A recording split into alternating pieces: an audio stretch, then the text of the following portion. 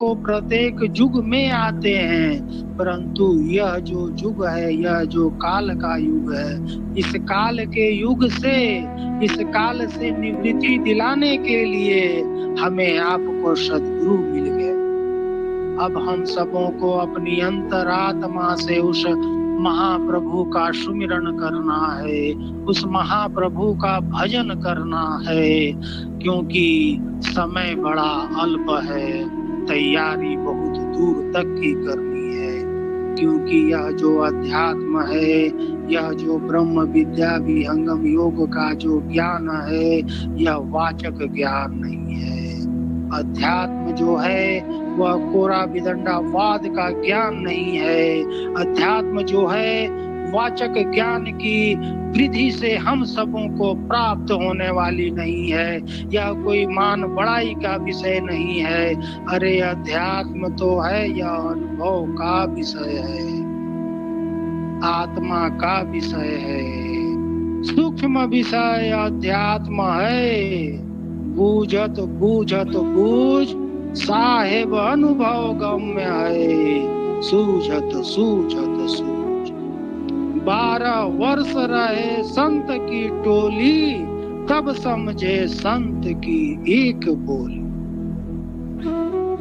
यह तो हम सबों का सौभाग्य है, पूर्व का शुभ कर्म है जो सद्गुरु ने अपनाया, और सद्गुरु बार बार हम सबों को दर्शन दे रहे हैं। बार बार सद्गुरु हम सबों का कुशल क्षेम पूछ रहे हैं। सद्गुरु देव के प्रोग्राम में, कहीं भी प्रोग्राम हो तो प्रत्येक शिष्यों से पूछते हैं, प्रत्येक शिष्यों की खबर लेते हैं, क्या सभी मेरे शिष्य खाना खा लिए हैं, महाप्रसाद ग्रहण कर लिए हैं। अरे यह सौभाग्य अब कहाँ मिलने वाला है।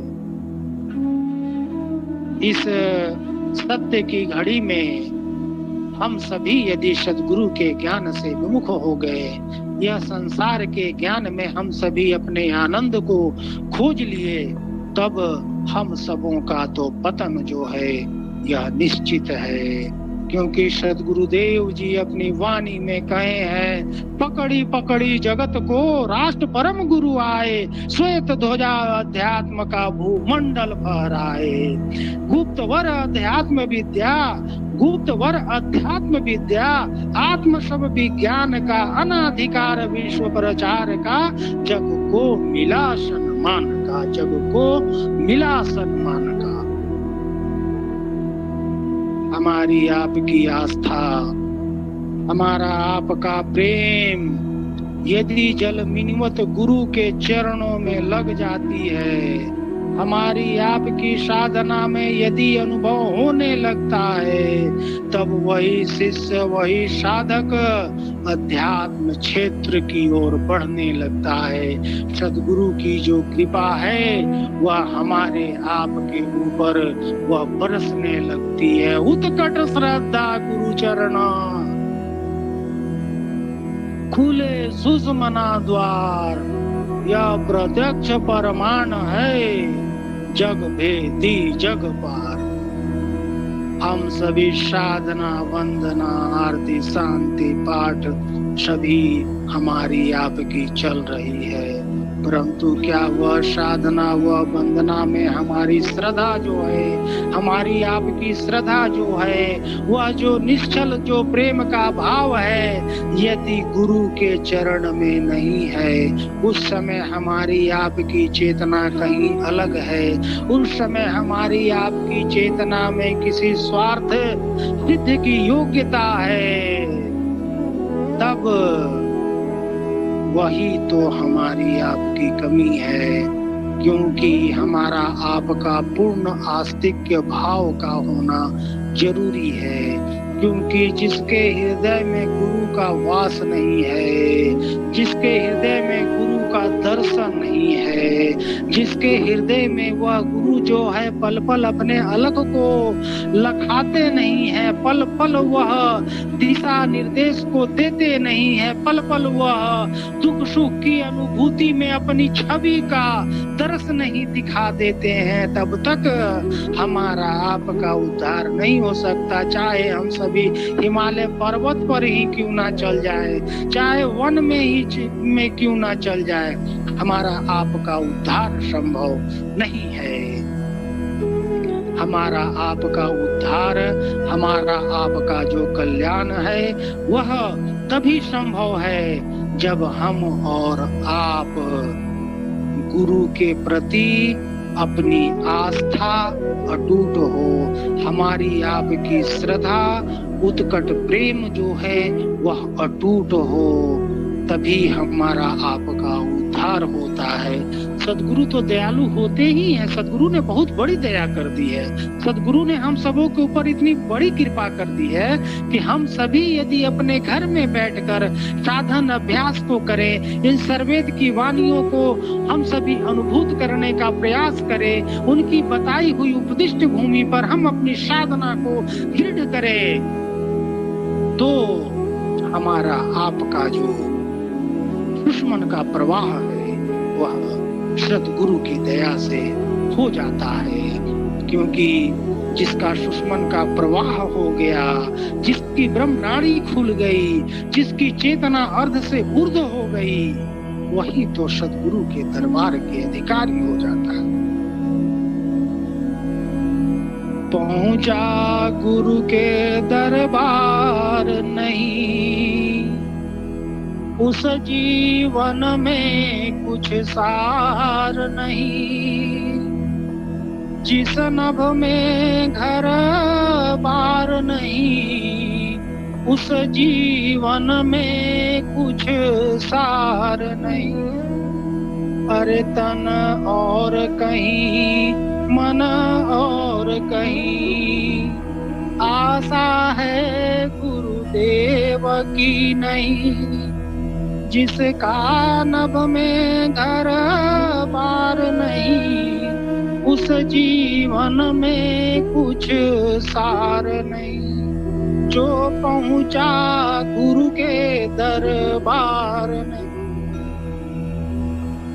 हमें आपको अपने नभ में, अपने हृदय में उस गुरु के प्रति अपना अडोल जो प्रेम है, उस प्रेम को हम सभी स्थापित करें और सद्गुरु महाप्रभु जी के द्वारा जो युक्ति बतलाई गई है, जो साधन की पद्धति जो बतलाई गई है, उस साधना में हम सभी अपने आप को झोंक दें, क्योंकि हम सबों का एक एक पल का जो समय है वह निकल रहा है। क्योंकि जब हम सभी साधन काल में बैठते हैं, जहाँ पर सद्गुरु देव भगवान की वह जो तस्वीर है, वह तस्वीर जब हम सबों के समक्ष उपस्थित हो जाती है, तो हमें आपको यह आभास होता है, यह महसूस होता है कि कोई अदृश्य शक्ति जो है वह हमारे आपके इर्द गिर्द वह बैठी हुई है, वह कुछ अनुभूत करा रही है। फिर सने सने हम सबों का ध्यान जब सद्गुरु के चरणों में, उनकी बताई उक्ति पर, उनकी साधना में जब हम सबों का ध्यान जब लग जाता है, तब हम सभी वहां पाते हैं कि हम सभी इस संसार से अलग हो गए हैं।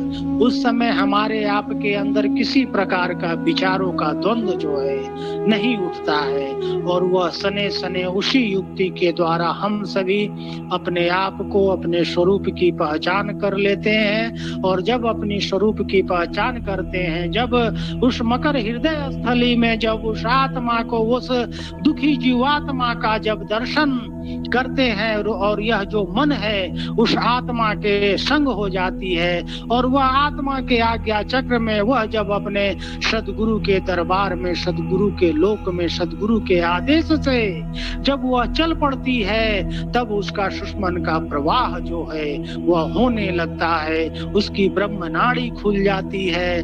और वहां से तो खैर वहां का दृश्य का क्या वर्णन करना है, यह तो मुख की वाणी नहीं है, क्योंकि वह तो वाणी, वह जो विषय है वह तो विषय अनुभव का है।